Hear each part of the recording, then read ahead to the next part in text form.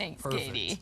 Well, spring means one thing. The Colorado Rockies, Yeah, the Colorado it's like a Rockies dance. home opener is right around the corner. Yeah, it's definitely feeling like baseball right now. But before the season has even kicked off at home, we're already seeing injuries. Joining us now to talk about these orthopedic injuries is Dr. Brian Blackwood with Boulder Community Health. And it seems like we have a lot of injuries already. Is this normal for this early in the season?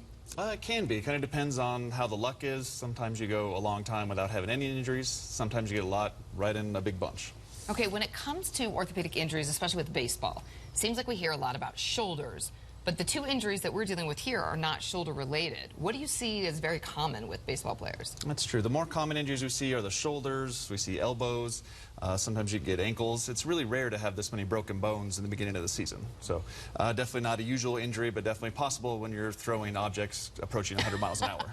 Yeah, and Ian Desmond, he has a broken hand. So what is his road to recovery going to be like? That's going to be kind of tough. So it depends. I don't know the specifics of the injury or haven't seen his x-rays, but it depends on if the bone is displaced, which means it's moved out of position, or if he has to have surgery on it. If he's not able to have surgery, it could be somewhere in 4 to 6 weeks before he can start getting back to activity, but it may be up to 3 months before it's fully healed and he starts feeling more like himself. That does not sound like fun. Okay, so we're looking at some video of the players. Tom Murphy, he has a hairline fracture in his forearm.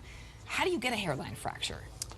It's the hairline fracture is a description of how displaced it is. So it sounds like he got hit with a bat, which is actually very common in the forearm. They call it a nightstick injury from when you used to get hit with a nightstick by the police. So, but it doesn't displace very much, so it's still a very stable injury. And it might even need to just be put into an ACE wrap rather than having to have a cast on it or not even have to have surgery. But it still hurts if you hit it or bang it on something or if you're trying to play a sport. So you need to give it time to heal. So what are some of the dangers if they don't? If they try to come back too soon or they're not, like you were saying, extra careful with the broken hand or the... That's the big thing. You don't want to come back too early. That's, the other big name in Denver now is Tony Romo and whether that's going to happen. But he came back too early from his collarbone injury and re-broke it. So you want to make sure that the bone is healed enough and is stable enough to get back to these activities.